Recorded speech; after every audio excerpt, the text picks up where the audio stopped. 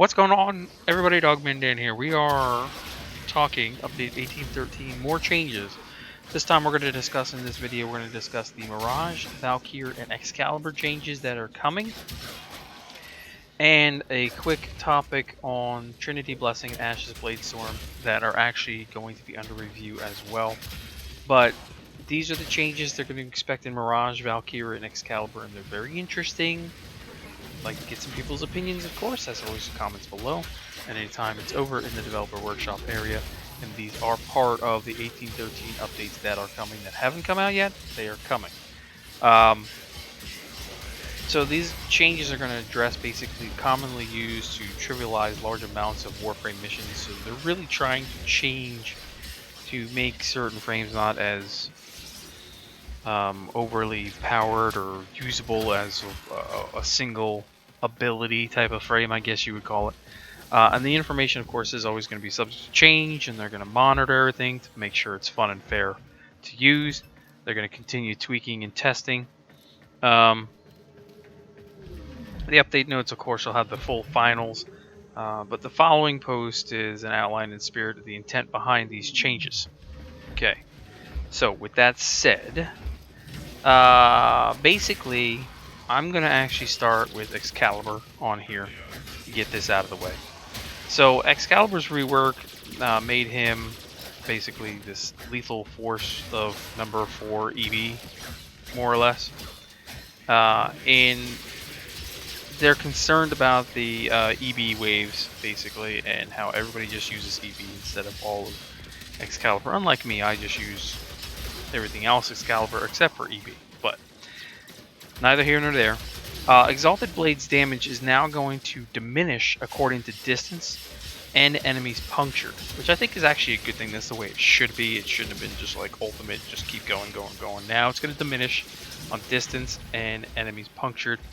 And EB's built-in radio blind on spin will actually now cost energy, half energy of the regular radio blind. So if you were to pop off a regular radio blind, you know, it costs you energy.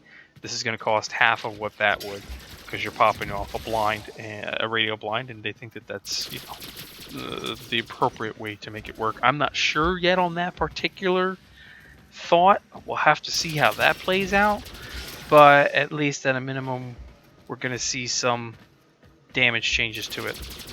And although EB is a lot of fun, it feels completely overshadows all the other abilities at pretty much little cost. So the powerful range of EB turned Excalibur into more of a turret than a swordsman. And basically they're saying this change to EB is more effective when used in close range, and using radio blind is now a calculated choice. The ability will simply become more engaging in all encounters. And it just kind of takes away, without really killing the ability, it just kind of takes away a little bit of it, so it's not like the only spammable thing. Other people in the mission can feel like they're doing part themselves instead of just standing there and just letting some EB come in and do his thing, which honestly, for me, I've never been in a mission where EB's ever come out ahead of me. I've always been more powerful and better than anybody that's running an Excalibur in EB. I'm just saying.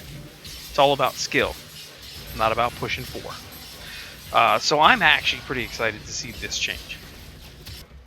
Mirage. A couple things they're doing to Mirage then. Sleight of hand. They're going to increase the damage and detonation range of all the objects that can be booby-trapped. I think that's a pretty good idea. And then on Prism, Prism's blind effect is now going to be affected by enemy line of sight to the Prism. Okay, keep this in mind. The Prism is now affected by line of sight. Prism's damage will be buffed slightly to compensate for that change. I don't know what slightly means, guys. Okay. And they found the Prism was able to lock down maps without little recourse, and they feel that this change will make it a more targeted ability while also increasing its tactical usage, which I can see that idea. Making something line of sight, and okay, we don't know what the buff is going to be in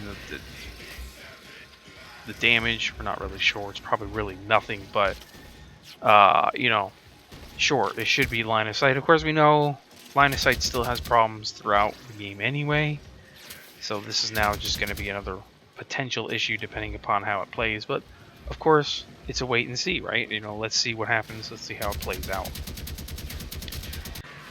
And then Valkyr, they've done a few things here in Valkyr. So Hysteria is Valkyr's rage mode, if you will, and they teased and released her as a berserker frame, and iterated on Hysteria a couple times since that release, but they're returning to that power to rein in its issues, but still what they're saying is thematically invoke her ultimate rage. The relationship between time spent in Hysteria and energy and incoming damage has to change in two ways. First, the longer you stay in Hysteria, the more energy it will cost you, and the energy drain ramp up is going to be capped. Okay, so it's going to cost you more to stay in Hysteria. The longer you stay in it, the higher that energy is going to be, that drain, but they're going to cap it to a certain point. Don't know what that certain point is yet. Secondly, while in Hysteria, you're still going to be invulnerable. The current Hysteria indicator on the UI tells you how much incoming damage you've absorbed and mitigated. And the longer you stay in Hysteria, the less effective the negation of incoming damage is on the end Hysteria phase. Ending your Hysteria session should be done with care, ensuring no enemies are in the range of Valkyr's Hysteria aura, which is a 20-meter max aura, basically. They have to be able to see you. Okay, so another line of sight adjustment here, or you will take the damage. How to choose to dispose of these enemies is up to you. Either kill them, get to a safe distance away to deactivate Hysteria.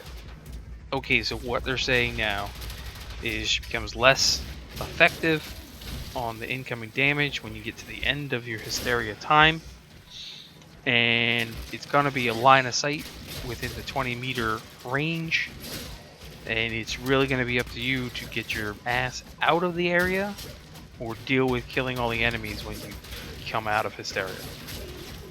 But it's a line of sight issue now, so again, we have to see how that plays out. Line of sight is kind of finicky in my personal opinion still, so I'm not really sure on this.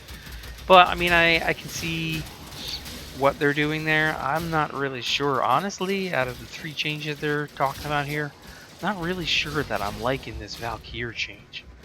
But again, we have to see what the energy drain max is on the cap, and we have to see what they're really talking about in this line of sight less effective mitigation on incoming damage at the end of the Hysteria phase. So that's going to be something to really play around with, I think. More than the other two, this one's kind of the very picky of them, I would say.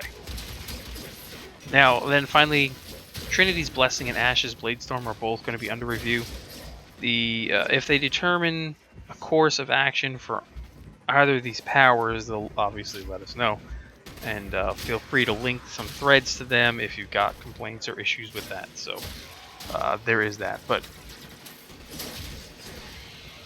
they are trying to be hyper conscious of everyone's investment into these frames, and their only aim is to apply balance where needed to increase the tactics and engagement with the gear that you have collected. So this to me is the first real change we're seeing in terms of balance on certain abilities, on certain frames that seem to be out of balance. So this is a first step forward. It's been a very long time they've talked about rebalancing, and this may actually be a very positive thing. So again, feel free, share your thoughts, let me know what you think.